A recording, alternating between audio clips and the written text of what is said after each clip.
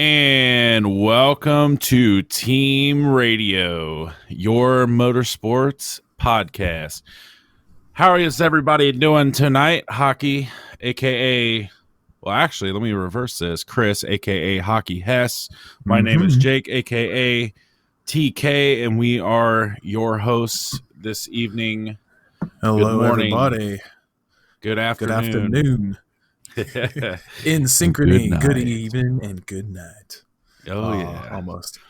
Yeah, hello, everybody. Well, it's quite a, I'm not going to really say a journey, but it's definitely been interesting ever since we've started doing these podcasts and how many things I have found wrong, messed up, needed improvement.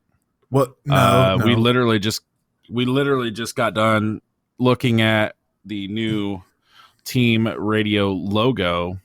Oh, amazing! Which you guys will soon see. Yes, on YouTube. Super excited for that. But back it up there for a second. Hang on. I'm going with this by the Bob Ross method, that there are no mistakes, only happy accidents. So only happy accidents. That's right. That's right. So we live and learn. We continue to grow. Yeah. So here we are, episode 3.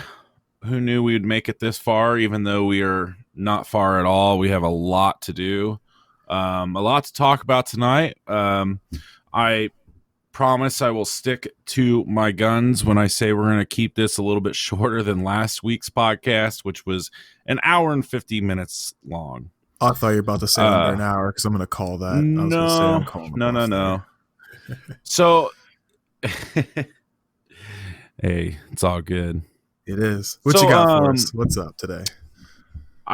So I want to do kind of a race review from this past weekend at Imola. Right. And a lot happened. A lot did happen.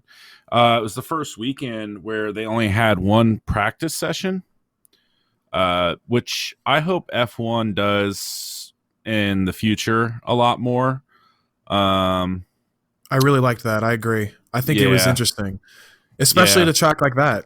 You only get one time out. Any mistakes are crucial, and they said that all weekend. They talked about it, all the announcers, Will Buxton and everybody. They love to say any mistakes were going to be punished at Imola.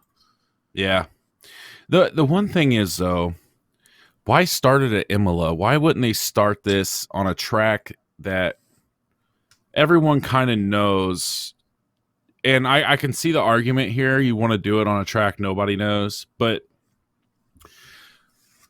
separate, I guess it would kind of even the playing field, although we did see Mercedes somewhat dominate this weekend. But I'd like to see who would be closer from the midfield pack up front with only one practice session. Really? So what are your thoughts? I mean, we did see more of the midfield up toward the front, but I don't think it had anything to do with the one practice session. A lot of the drivers had other issues as far as, some of the engines had, I don't want to say reliability issues, but they did have a lot of engine trouble. Max had some issues, which obviously brought out a late safety car. But I think what's growing there is that these midfield teams are learning to capitalize on the mistakes of, the front runners, the Red Bull and Mercedes, which, I guess you could have said Ferrari, but we'll still include them. They're learning to capitalize on those mistakes, and that's what's bringing them up to the front when there is incidents like the Max had. Right. So kind of backing that up a little bit, because that was towards the end of the race. That's when things kind of got really exciting for that race, because overall it's boring. It was a boring race. It just not good at all. Yeah, which a lot of the drivers said that leading into the weekend as well, which there was a lot of hype from the history, and I think that's what really played up the weekend, which really gave a lot of the spirit into it. That's what we played off all weekend, was we're back at Imola and seeing these cars around a classic circuit, somewhere they haven't been since 2006. But ultimately, we did kind of know that it was going to be a bit difficult to overtake. We hope the DRS, aided in those opportunities, but you really had to have I think less than a 0.6 second gap to the car in front of you at the start of the main straight in order to overtake. So really difficult. So, with there only being one practice for the F1 to return at Imola this past weekend, the qualifying sessions weren't really too much different. Um, Obviously, with Bottas getting pole over his teammate Hamilton, both of them Mercedes drivers. Not really a surprise there, even though they don't know the track. Kind of in a nutshell, they probably knew it to a certain degree, but as far as how the cars would work and handle and adjust to the track, that was pretty much new to everybody. Um, so after, so when the race took place, we're starting from the very beginning of the race, right at green flag, or well, F1, right when the lights go out. Max Verstappen got a terrific start, allowing him to overtake Hamilton for second. And just shallowly behind, Pierre Gasly was working his way forward, retaining good positions there. But unfortunately for Gasly, that was ended after his team called him in for an issue with Oh, his so car. sad.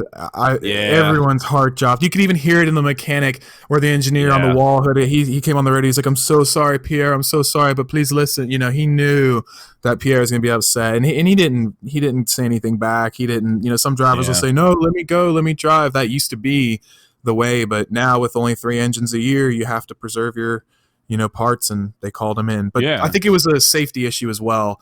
They had a concern that the engine was really going to go not good at all. So Right. So, besides that, we're gonna move. We're gonna skip a lot of this race because there was just not a whole lot going on. Um, Very hard yeah, track to overtake. But a VSC came out, and for those who are tuning in that don't know what a VSC or much of Formula One period, a VSC is a virtual safety car. So that means there's not an actual physical safety car. It comes out on track and bunches up the field. So there is so when you see a VSC come out, there is a delta all the cars have to follow. And they have to keep that in the green. If they're in the red, they'll get a penalty for speeding under VSC. And this goes around for the whole track. It's not just one section. Usually that's a sector yellow. And for those who are new and don't know what a sector is, tracks are hmm broken up into 3 sectors, 1, 2, and typically 3. three. hmm Yeah. So if there's a, sector 2 yellow, that means drivers cannot overtake each other in that sector until it returns to green. They also have to be, careful and be very aware. And this is where their team from the pit wall gives them their information on who it is, where exactly on the track they're at to best suit the officials and, the trackside employees that are trying to recover a car, putting everybody in a more safer, position when it comes Right, to and they can know those where kind of every incidents. every car is on the track at any given time. They have maps of the track with GPSs of the cars and it's basically like a little dot that goes around it, as many of you've seen in Yeah. F1 streams and races online. Similar thing in real life too. Then all that data is available to all the FIA stewards, the race director, and them at any given time, which makes them make certain decisions at certain given times than others. Sometimes they make decisions late, sometimes they make decisions early, which is kind of where I think, TK, are you heading with this? Because I don't know if you saw what I saw in the race, but that car was sat alongside the road for quite a good bit of time before that VSC came out, and it just so happened to coincide with Lewis Hamilton right beside the pit entrance. And when you see that in races, for people who have been watching F1 or any racing for a long period of time, uh, can kind of understand and really determine what the racing stewards are doing, which are the FIA. In my opinion, now this is not. I don't have any sort of facts on this, but this is just my speculation. Is that they were trying to decide whether they should bring a safety car out or if they should just do a VSC. You want to know Um, one of my thoughts are here on this, and this is for any incident that's on the track, whether they were going to have the need for a VSC or a safety car. You're at Imola, we know it's difficult to overtake. Send out the safety car. Give us yeah, another restart to the race. That's what brings racing back. That's what brings F1 back into it.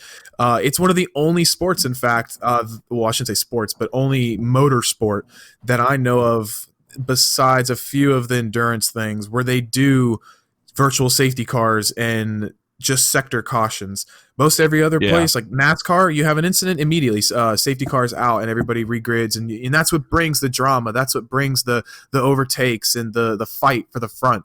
If we allow the drivers to get a minute, 2 minutes, a lap, 2 laps ahead of the people in the back of the grid, what fun are we really watching? We really need to take it upon ourselves to direct these races. And I say right, ourselves as race directors, if you're in that position.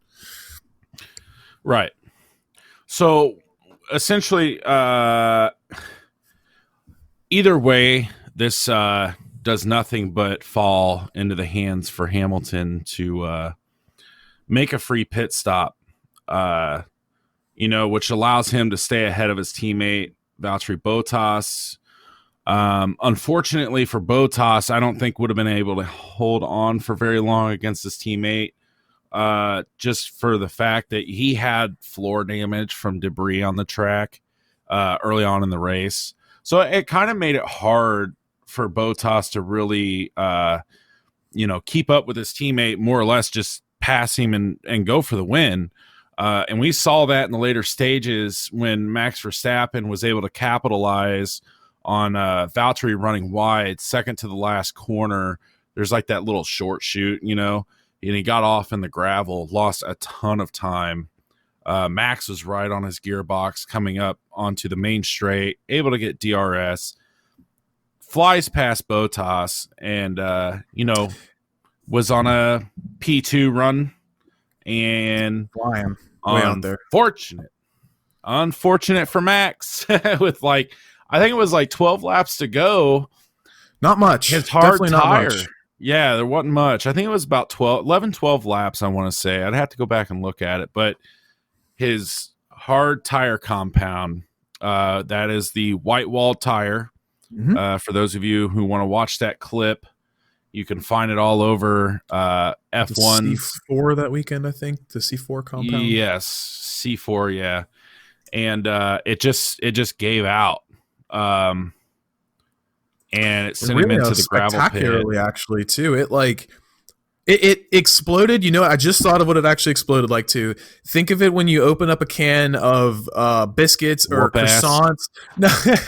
No. But the can of croissants or biscuits. You know what I'm talking about? Like where you crack them on the table, and then when you pop it, it rolls. Yeah, and it kind of unravels. Doughboy. Yes, exactly. Yeah, it unraveled exactly like that, and then wrapped around the other side of his car. It wrapped all the way around to the right, left hand side, and got wrapped up. So it was crazy. So yeah, kind of frightening actually. That ended Max, and that's right at the end of the main straight, headed right into that hard left-hander and right-hander, and there's a gravel / sand trap sitting right there, and for as much speed as they were carrying, just the tires to give out like that, especially in the rear, to where it makes his car spin, man, that racing has came up with some innovations over many years to make it more safe, but not completely safe. Always remember that. Oh, there's always a risk. Motor racing is not safe. They can do things to make it safer, but it is not safe. I know that sounds really weird to say, but that's just... Well, you don't even have to say motor racing. A motor vehicle is an unsafe thing to be in. Moving at speed. That's true. And that's what people they don't have airbags. Well, yes, obviously, but they're safer than we are. In a different kind of way. Really think about it, they are. We don't get strapped into a 5-point harness every time we get behind the wheel of a car. Now, if you really want to, I don't think anybody or car manufacturer, well, they're not going to make it, but nobody's going to get mad at you if you want to fit a 5-point harness to your car. Right. If fit a roll cage, that's all you gotta do. Throw it in there, fit a roll cage and a 5-point Yeah. harness, you're good to go. Oh Strapped in. yeah. Um, Yeah. no, But it's crazy safe. And we kind of you went into know, that stuff last week too with the yeah. survival cell. So Max crashes out, causes a safety car to come out. This is where the physical car comes out, gets in front of the pack, bunches everybody back up. This is where strategies really come into play. This is especially this late in the race with potentially only like, what was it, 8-9 laps left to go. Yeah, yep. Uh, Yeah, it was going to be so just about that. Yep. So yeah. you got to everybody jostles for that track position, or do they want to get fresh tires? Because if you go in, you get the fresh tires, you fall back to the back of the grid. But you're on the softer, fresher tires, and you can potentially have more pace but you got to do the overtakes, which of course, Imola is a very, as we were saying all along here, difficult track to do. So you got to weigh the option. Do you stay out? Do you go in? What do you want to do? And a lot of teams made their choice. And I think a few people tried to go in. It didn't really benefit them so much. I think Sergio Perez was one of those, if I remember correctly. Both McLarens as well. Mm-hmm. They double stacked. There was quite a few people Norris, I do believe, was the first one to come in and pit. His teammate Carlos Sainz kind of backed off a little bit just to make sure they get that little bit extra microsecond of time to get set up for him to come in, because I mean they weren't 1-2, but they were right behind each other. So about a second and a half for sure. Yeah. And for those of you thinking about doing that in F1 2020, word of caution: do not. You will get disqualified for blocking the pit lane. Don't ask me how I know. It's from previous experience. Yeah. So getting back to the safety car. Now, this is where the Renault team and Daniel Ricciardo, he drives for the Renault team, made a risky but bold move by staying out. This could have not have been a better decision by the team for him to stay out, because he just got his second podium, finishing third, and didn't forget the shoey this time, and actually Lewis Hamilton joined him after he said he would never do a shoey too. Yeah. They have video of him and he's like, no. I think what do you call it? He said foot fungus. He's like, I don't like the foot fungus. And then he actually called for it, and they had an interview with Ricardo, and he said after the race he was up there and he was getting ready to pour his or whatever, and he said he heard Hamilton say something about take the left one off, or take the other one off, and he looked back and I don't know if he used the word frothing again, but he's like, you could tell he wanted it. Yeah. but which we're getting toward the end of the race, what everybody got. While we're at it, we might as well go ahead and say congratulations to the Mercedes AMG Petronas F1 team. They did get a 7th consecutive Constructors Championship, which is probably the reason why Hamilton was so excited and wanted to partake in the classic shoey. Well, yeah, I mean, he's about to tie championships with Michael Schumacher for 7. Yep. It's only a matter of races now. I mean, he has to basically not finish in some of these in order to not contend. I think it's pretty much solid. Well, they did say that Max can't catch him. Max can't catch him. He has to basically finish outside of the top 10 for the remainder of the season, and Bottas be perfect for, I think, there to be a remote chance for him to win. Yeah, but Lewis Hamilton would have to retire or quit out every race, because right now he's at 282 points. His teammate Valtteri Bottas is 197.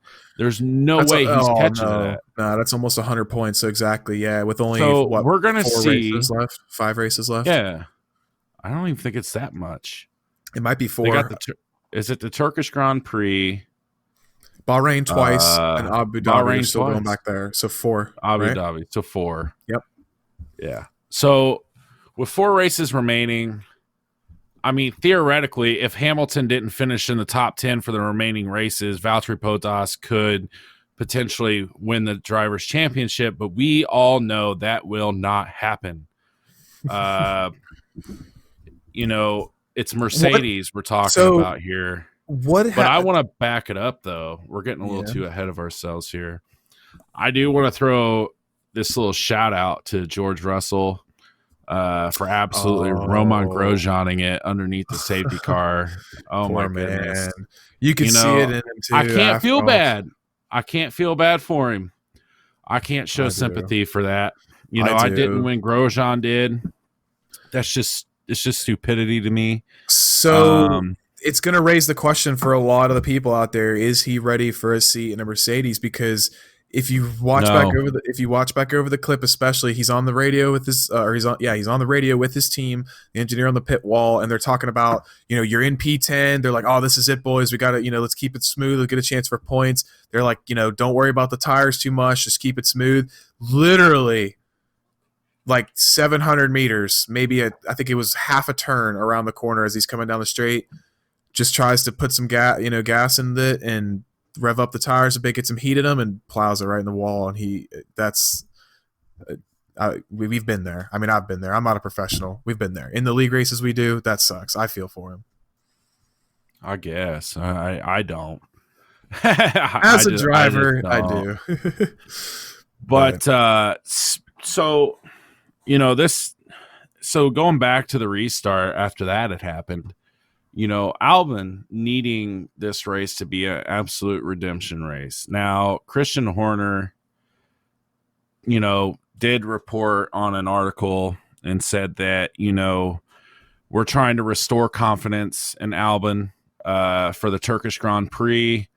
But man, after what he did this past weekend, man, it's over. Albon's not returning to F1 or Red Bull. Sorry, I don't know where he would go. I guess he could go to Haas, but yeah, I mean, he's a Red Bull contracted driver. I don't really see how that mixes, his but his career's been such a roller coaster, and it's such been a bittersweet he's story too. Because unpredictable. He well, can't. anybody's going to be unpredictable in the Red Bull. I would like to see him go to another car because, I mean, even look at Gasly. People said the same things about Gasly, and then he goes to AlphaTauri, and he's performing. So I'm Well, not two ruling him different out as a cars. driver, exactly, and I'm not ruling Albon out as a driver, but I don't think the way to restore confidence in your driver is to basically tell him you perform or you're out because. And F1's such an Well, on the line sport. He's gonna overperform, and when you overperform, he makes the mistakes he has made. It's not like he's missing opportunities. He's going for it, and he's going too much. He needs to back off, in my opinion. He needs to settle into the car and let it do its work. so I agree with you partially on that. Red Bull could ease off their drivers a tad bit and not like put them in this rough spot all the time like they did with Pierre. It's kind of like having that positive attitude. I mean, there to an extent it does become an issue, but we got to think something here. If you're not, he's just so inconsistent that when you're spending all this money on the cars and the drivers and you're not performing well, he's not performing well. You don't deserve the seat. It's the same way with Ferrari. It's the same way with Mercedes. I mean, this is F1. We're not talking about, several thousands of dollars. We're talking millions upon millions that they're investing in these young drivers. And if you're just not, I mean, it's a business. If you're not performing, you get kicked to the curb, they're just not. He's had more time in that seat than Pierre Gasly has done, and he has not done anything better than what Pierre Gasly has done in the past with Red Bull. He has not. So yeah, he's got a podium, but hell, Pierre Gasly went back to AlphaTauri and got first place finish at Monza. So yeah. and Daniel Ricciardo kind of went through the same thing with Renault. The only difference is he was downgrading going to Renault from Red Bull, which I'd never still don't understand. He couldn't stand the engine, but goes to the team that is the engine's made by. That just didn't make sense to me. But people have their reasoning. As long as they can live with their decisions, then great for them. But as far as Albon's not going to be returning to Red Bull next season. If they do, it's like No. Roman Grosjean and Magnussen all over again, getting re-signed to Haas for 4 I don't seasons think and you can absolutely compare doing that. jack. I don't think you can compare those two. But I agree with you. He's not coming back. But the question now still remains: is it going to be Sergio Perez, Nico Hulkenberg, or someone completely different going into that seat? And I think give it another 2 weeks and we'll know. I think we don't have much time left. I guarantee you, we know next weekend, and next weekend's the No, Turkish Grand Prix. because they just said they're trying to restore confidence in him, and I don't. That was after, so I think they're going to give it one more weekend. But I think, yeah, that's what I'm saying. The Turkish Grand Prix. I guarantee that's when we'll find out. I don't think it's going to be Hulkenberg. I honestly, truly feel it's going to be Sergio, just because Sergio's got not only the financial backing, but has the racecraft. He's got better racecraft than Hulkenberg. And he's not afraid to push it to Max. He is not afraid to take it to him. I strongly believe that if you put Perez in that seat, he's going to want to prove to Aston Martin, which is currently Racing Point, that he deserved to stay in the seat, should not have been kicked to the side just for Vettel. Lance definitely could have went to the side, but anyway, and he'll perform. Hulkenberg will then be opened up to go to Haas with Mick Schumacher for them to develop. He'll have the experience to help another fellow young German, learn the ropes of F1. Obviously, can get behind the wheel of a car and learn it pretty well. So, I think that's the way Haas needs to go. If they're smart, and they want to take some advice, Hulkenberg and Schumacher, 100%. But is Schumacher going to get any seat time to be able to take that seat next year? Yes, that's why they're doing Bahrain twice. I strongly believe this is why they're doing Bahrain. Yep. But they had Bahrain in there long before these F2 drivers are set to do some track time. Their debut. Yeah. But that's why I think they're doing it twice still, because then they have the opportunity. They won't need the data so much on the second one. And then not only that, even if he doesn't get all the time this season, if they promote him to the chair, he will have the time after the testing sessions and stuff, so they will give it to him. Okay. He'll be allowed to go, especially if he wins F2. It's a given. Yeah, I just because it hasn't been reported though, I still do strongly think that Red Bull has came to their conclusion that Albon's not going to return to Red Bull next year. I firmly believe that. They're just trying to get a little performance out of him they can before they tell him, because I think after they tell him, he's done. Yeah. So back to Mercedes winning the constructive 7th consecutive manufacturer's title after Lewis Hamilton wins at Imola. Still no word from Mercedes or Hamilton about extending his contract, but I mean, do they think they're playing us for fools? Because where else would he go? Retire? Is he going to go to Haas? Is he going to get...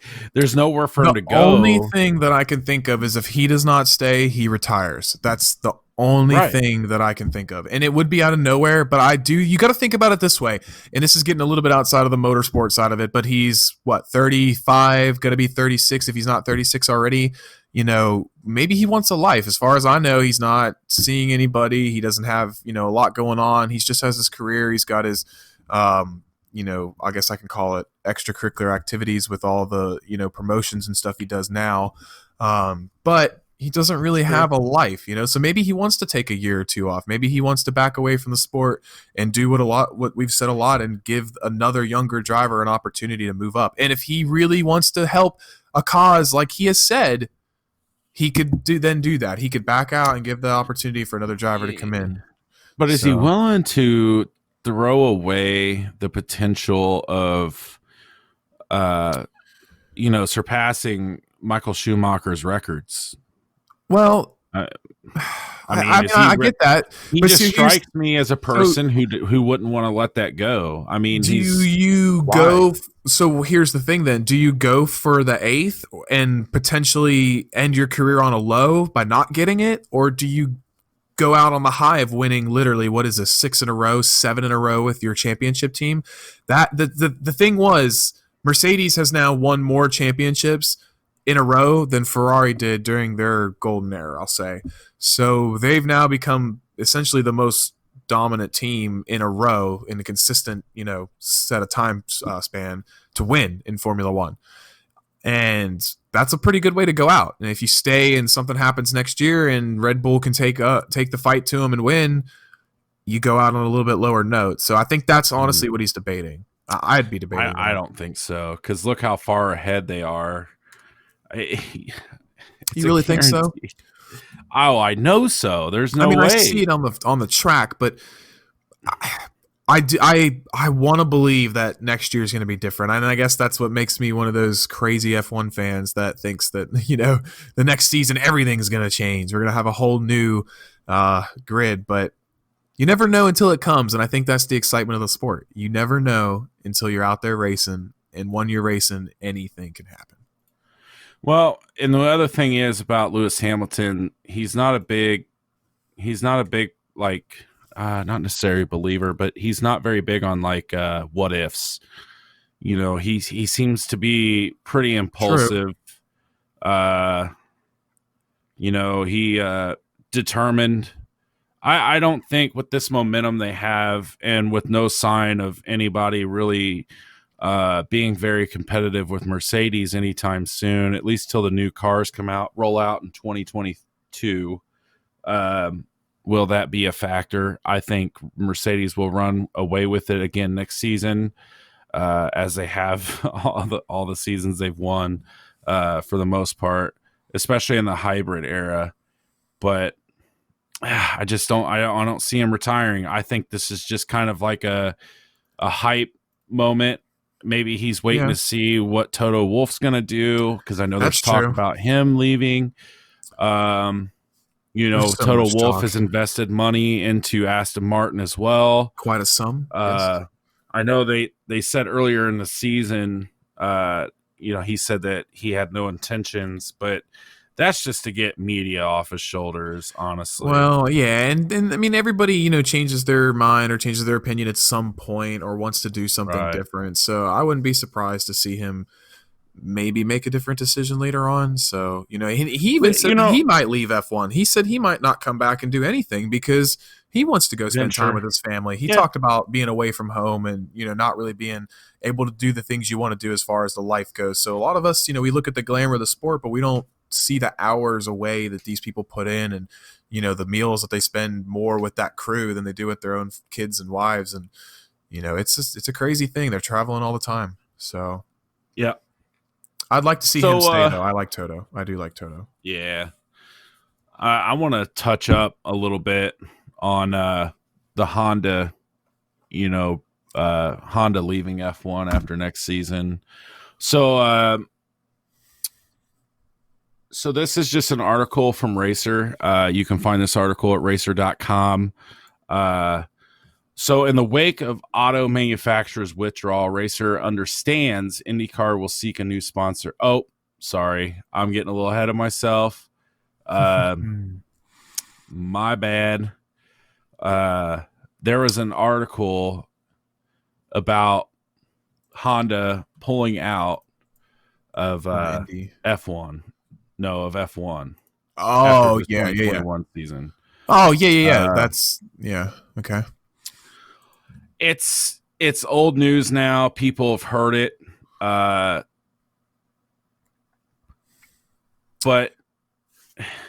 it doesn't. It kind of puts Red Bull in a tough situation, since they are going to have to go back to Renault. There's no doubt about that. So my understanding. I'm sorry. I gotta find this. You're good. Well, you know what? We'll come back to that. I got some things on the Honda stuff though too, because I know we talked about it a little bit in the past, and I still think Red Bull's going to take them over. When I don't know if that's maybe what your article was leading into or not, but there's so much talk about this happening. Even Toto has made comments about putting halts to the F1 development on engines, where the teams wouldn't be allowed to bring upgrades for engines at all into next season until 2022. And he supported it. He's like, which obviously his engines are up ahead of everybody else, which would be why, but Why not? Why not allow another team an opportunity to acquire and save the jobs of these, hardworking individuals who want to prove their worth in the sport and allow them to continue, and then they become a Money, works team. Yeah, but where there's a will, there's a so way, much and money. Red Bull will find the money. Money Well, is yeah, but you're out talking there. about you're talking. I would say north, if well, close to $100 million just in everything to be able to do this. Not only just basically buying the blueprints to the engine that they are currently using, but the employees to run the machines and do the R So and D work. You're talking a here's whole new sector here's the thing within that a. we didn't consider with this, and a lot of people are assuming that they're trying to buy the infrastructure. I never said Right. anything about the infrastructure. They're buying the intellectual property that is that Correct. engine. So they may not necessarily run the factory, but they will then be able to go to other engine manufacturers that are outside, or people who can fabricate it if they have the correct shops and machine, to do this work, and say this is their property. They can get them to make it now, so they can get anybody they want with the equipment to do it. They don't necessarily have to own it themselves. There's ways around that in the F1 rules. So there's still options for them. And then if they bring in the right person, aka Sergio Perez, with a little bit of the sponsorship that he has and the money that he has, I guarantee that they would be able to fabricate those engines somewhere. Yeah, it's just a whole new territory, though. No matter what they're doing. You I have to mean, take a they've risk. been. You have to take the That's a risk. that's a That's the lot of sport. money. Yeah, That's a but they're lot not of money. they're not a And solo owner. They're Red Bull.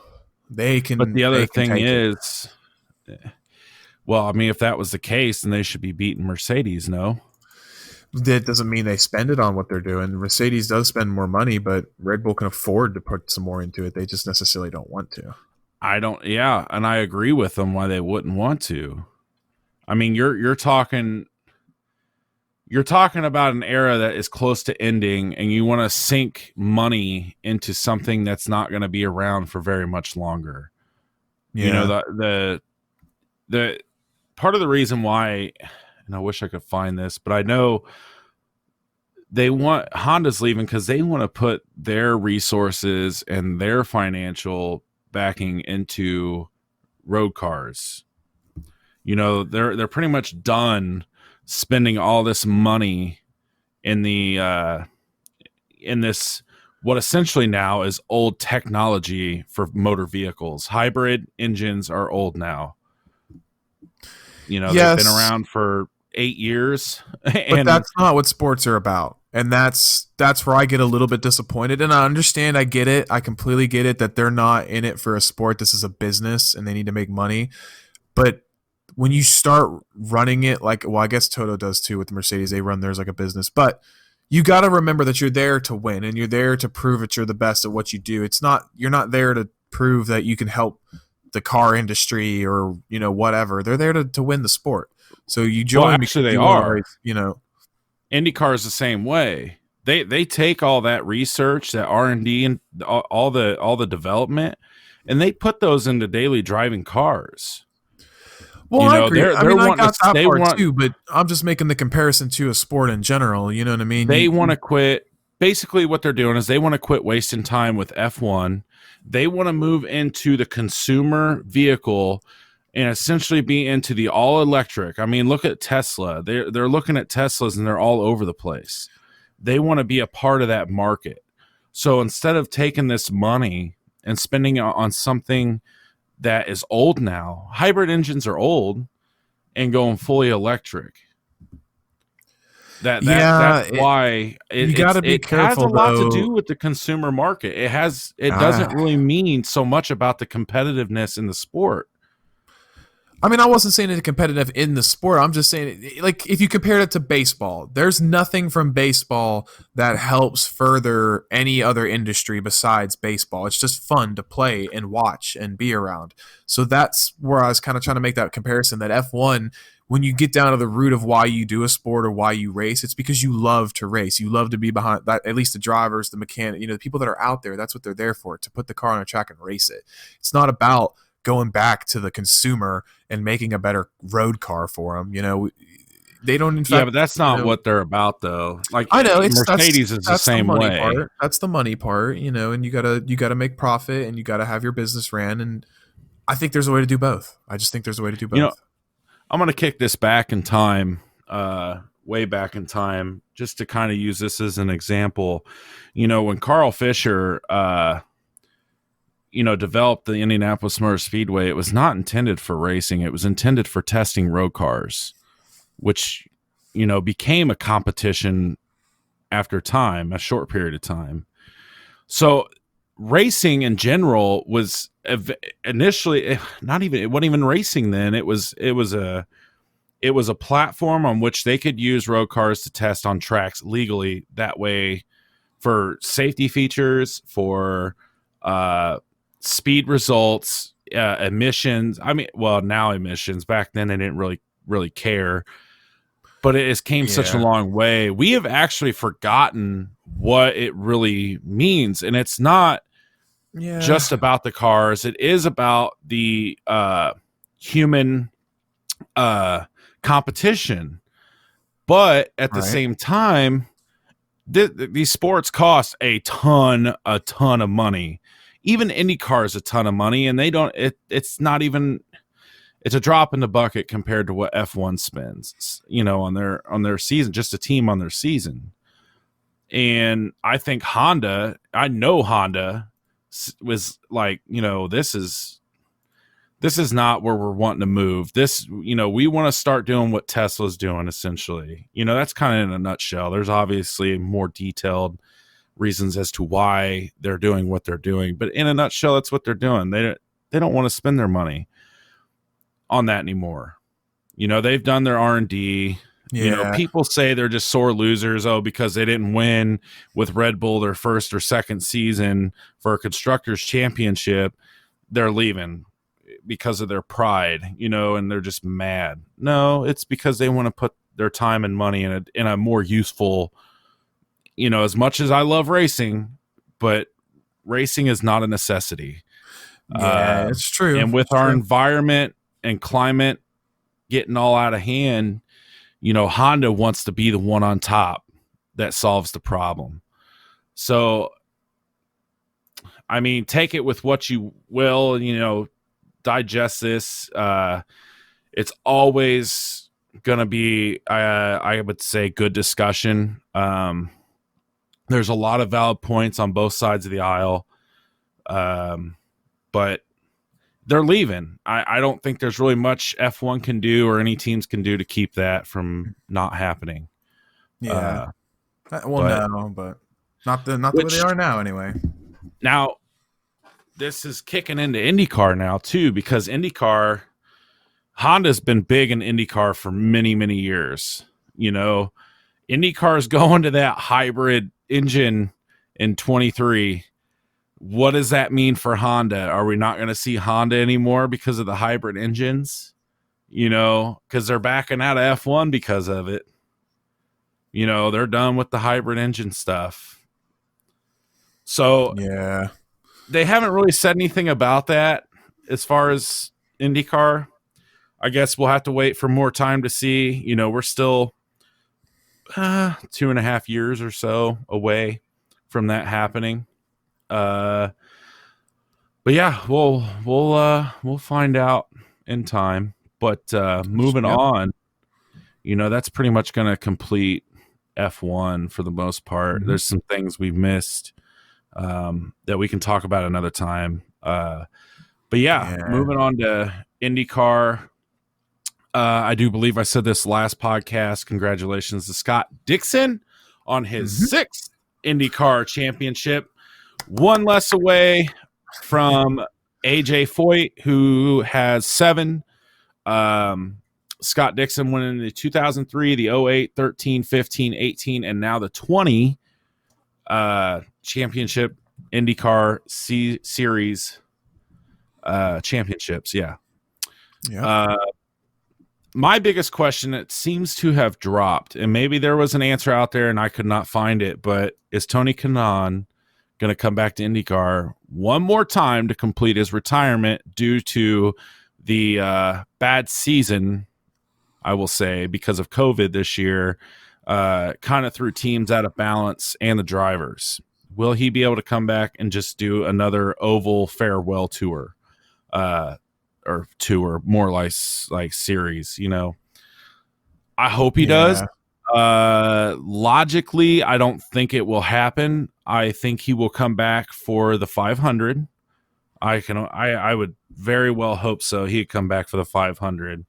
So are you allowed to do that in IndyCar, TK? For those that Yeah. may not know, how many Okay. one-offs are you allowed to do then? How about that? How many? Can he come back for any race that he really wanted to, or does he have to? Take the IndyCar season, okay? Take the whole season, Right. and just place it to your right, and then pick out the Indianapolis Motor Speedway and put it to your left. That's that. It's sitting on a pedestal. Of course, he's going to come back. They can come back for the 500 because with the 500 they run 33 cars, 11 rows of 3 cars. But IndyCar only runs, I think it's like 24, 26. I think it's something like that. Yeah. It's like 24 or 26 cars throughout the rest of the season. So that opens up. And For like even 11 other drivers. Yeah. only 33 come in, but you may have 40 people trying to fight for, a spot in the 500. True. Yeah. Which we saw a couple years ago when Alonso didn't get in. 500 is its own thing. It's its own But he thing. wouldn't be able to do that for any other races. So he either does all the races and the 500 or just the 500, right? He couldn't go and, let's say he wanted to do St. Pete. He couldn't just do St. Pete and then nothing else. It has to be in a contract. He could, this year with a team, basically. He would have to write it in with contract. Yeah, so he was with Foyt for all the oval races this year. That's including both gateway races, the Indy 500, Texas. Did they race? Yeah, they raced Texas this year. I thought there was another oval on there. I don't have the season. Yeah, there was a few. I watched a few of them. But my favorite driver in all of motorsports of all time is Tony Kanaan, aka TK. That is my gamer tag handle for Xbox. So has been for quite some time. But yeah, it's without a doubt in my mind he'll return for the 500, maybe multiple. He is at his later 40s, married. He's got 4 kids, and but the last time they asked him, he's like, you're as good as you feel, and he goes, I feel pretty damn good, and he said, I'm the best shape of my life that I ever have been. Right. His wife, Lauren Kanaan, is very supportive of him. You couldn't ask for a better duo in the pits, so hopefully he comes back. I think he will. I very strongly think he will. I think you'll get him at least for the 500, so we'll have to see. Yeah. At least the 500.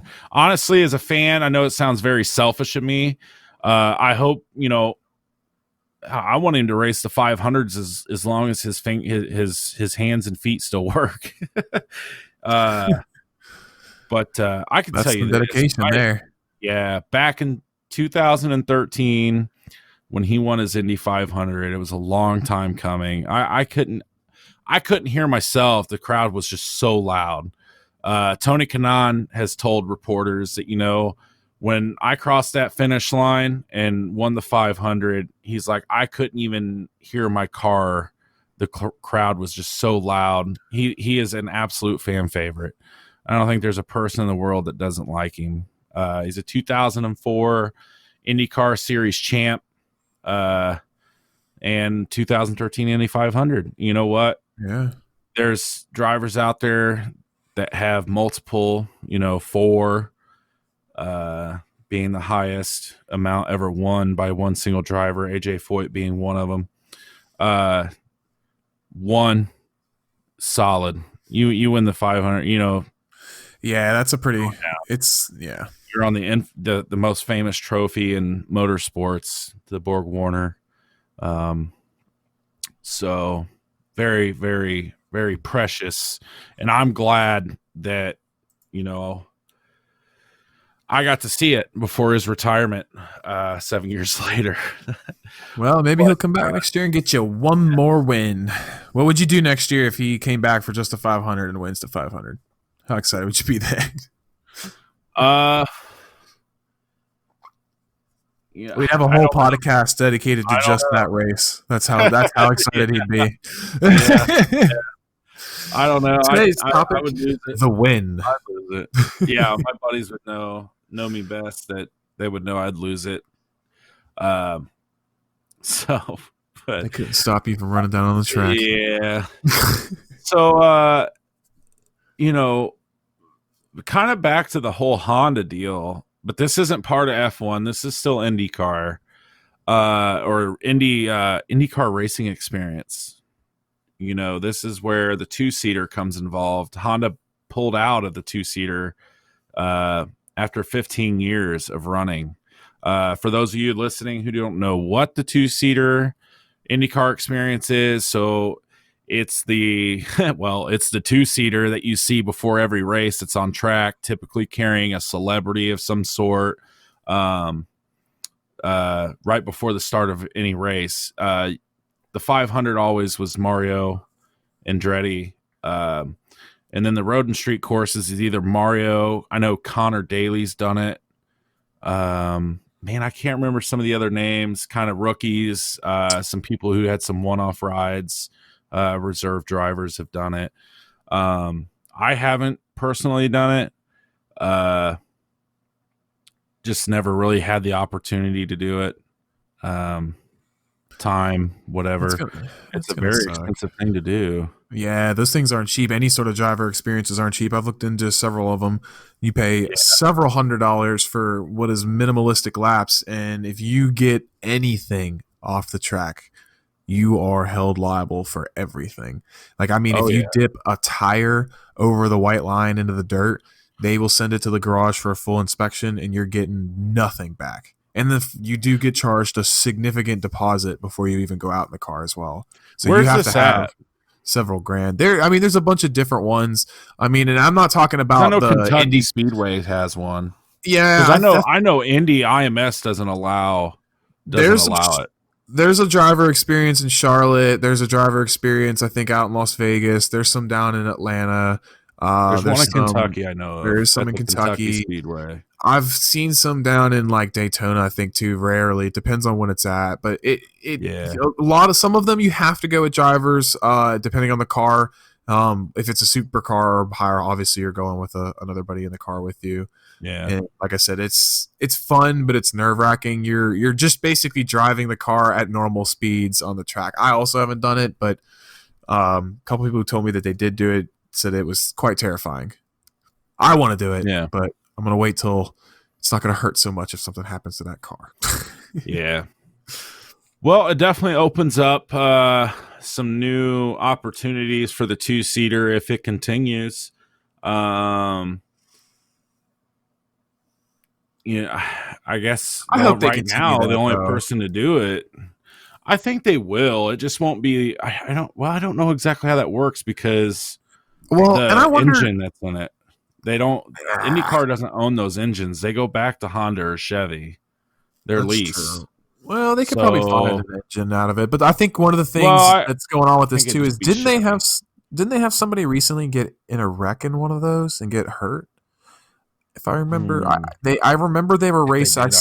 I seen a video recently. I shouldn't say super recently, but I seen a video basically, and it was of one of those two-seater wrecks, and the people were all right. But what was going on was the two guys, they were out there with two cars at the time, so there was two-seaters, and the guys were basically racing them. I mean, they weren't, going super wheel to wheel, but they were alongside each other, and one of them turned in on the other and just boop right into the wall. One of them went, so it was not good.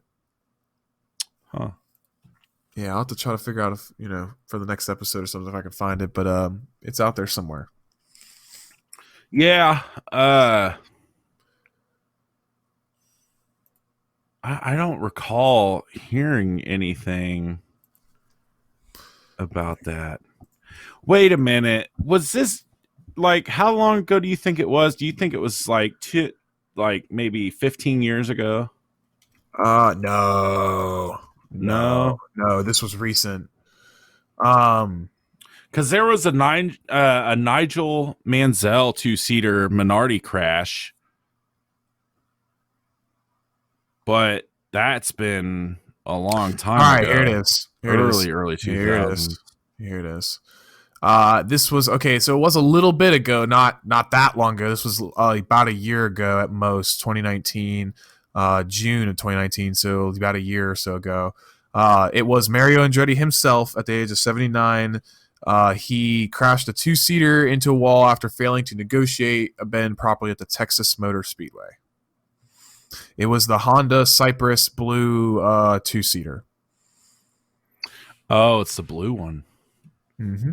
At And it Texas. was what track was this? Texas.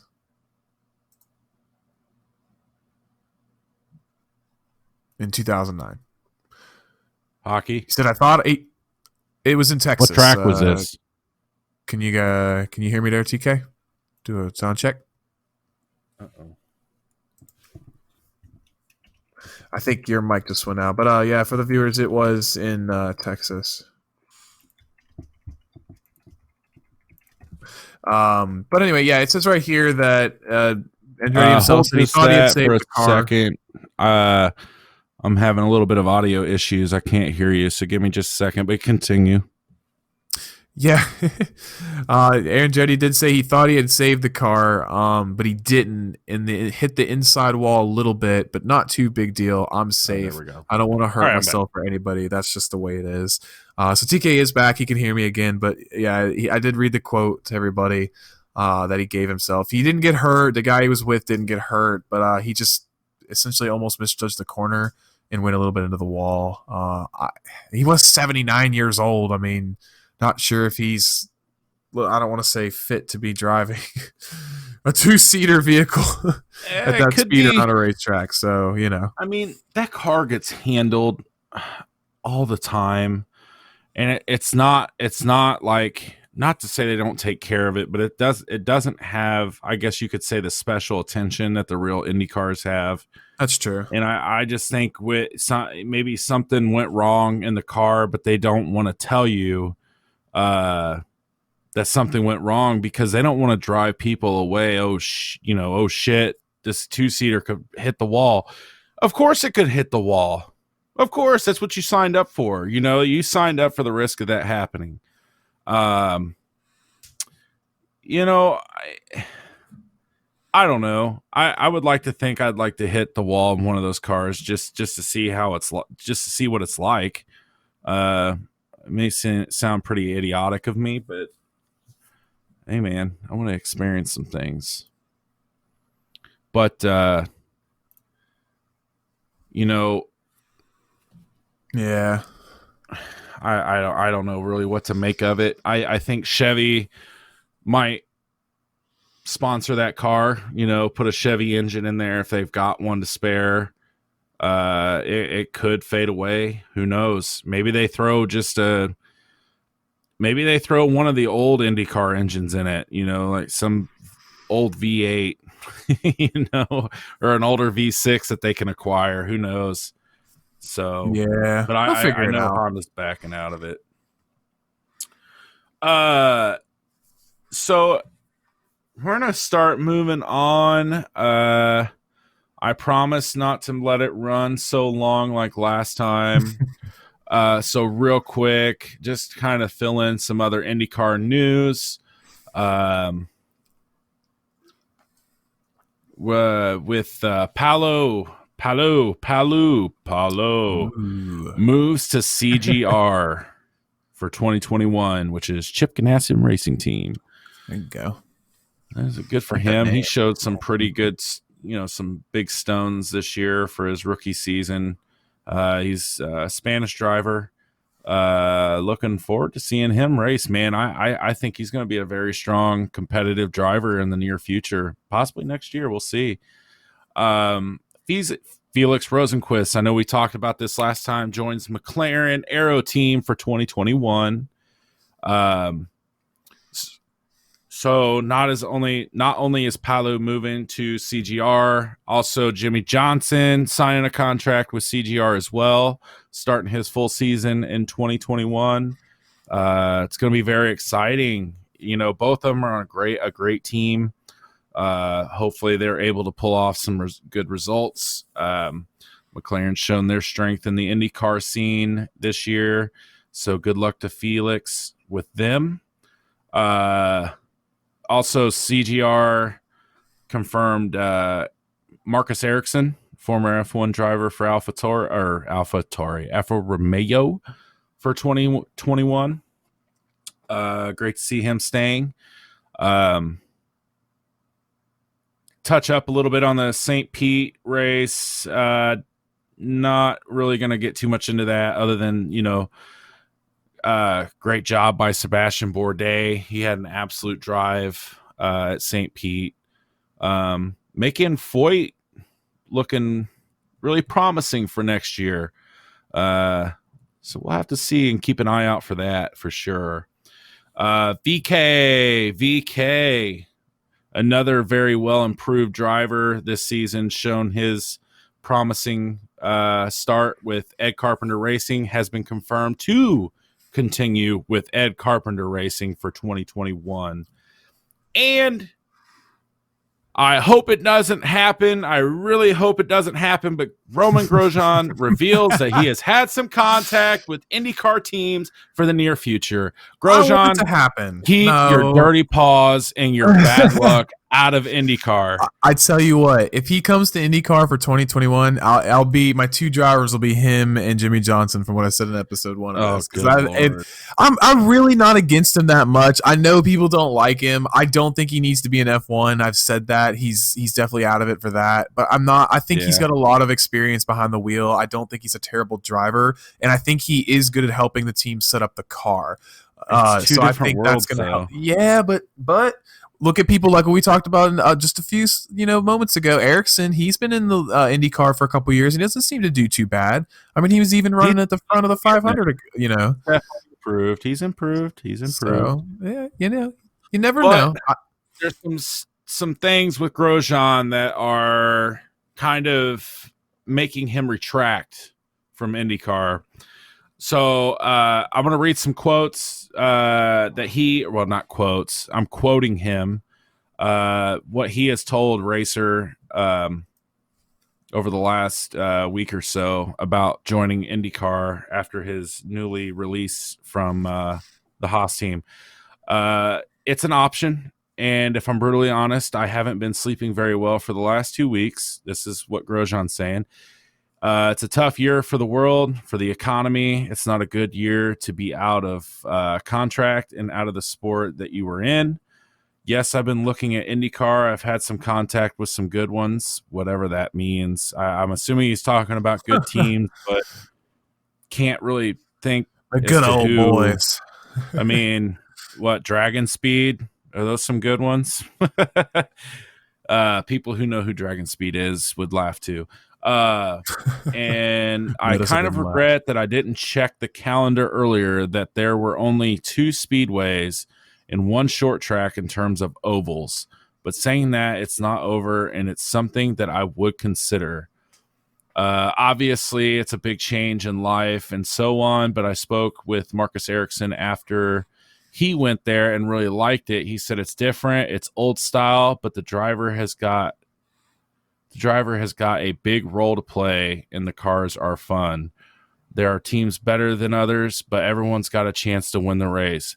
Boom. Thank you, Marcus Ericsson, for clarifying the air for those little pudgy F1 fans out there. You're a pudgy F1 fan too. Oh, I made that clear in podcast number 1 that I'm a bigger IndyCar fan, always will be. Yeah, I agree. I'll give you that. Yeah. The car is more raw. It's more. It is the driver driving the car, and not the car so much assisting the driver like F1 is. not to take it away from F1, but it is open wheel racing. There's very little margin for mistakes. I mean, in most cases, even smaller. But at the end of the day, it takes more of a driver for an Indy car than it does an F1. My biased opinion, folks. Don't listen to me. No, I completely agree with you. Even from just sitting on a sim setup with different F1 cars and then switch it over to an Indy car, the Indy car is so much heavier, so much more difficult. And I don't mean heavier like the actual vehicle. I mean like steering wise. You really have to fight and hold on to the Indy car. You know what I mean? F1 power steering, it's a lot easier. You don't have to fight them so much. So yeah. All right. Well, I'm going to get this wrapped up. And I want to appreciate those of you who have subscribed to our channel, who've been listening to these podcasts and listening to our idiotic opinions and statements that we have made over the last 3 now podcasts. Some new branding's coming out. Hopefully you guys like it. I'm getting rid of the trashy one that didn't work out too well like I thought it would. But yeah, we're getting better at this. Hopefully you guys see that. But yeah, head over to UnitedFormulaRacingLeague.com. Get yourself subscribed. It's absolutely free. Absolutely free. Then head over to YouTube while you're at it. Subscribe to our YouTube channel. Listen to our team radio podcasts on our team radio podcast channel as well. It's been a fun one. It's been real, but it hasn't been real fun. Actually, I just screwed that up. You did. I wasn't going to say anything. It's been fun. It's been real, but it hasn't been real fun. Is that how that goes? Yeah. I never really liked that phrase anyway, to be honest with you. It's not a very good phrase. I don't know. I mean, a friend of mine always said it.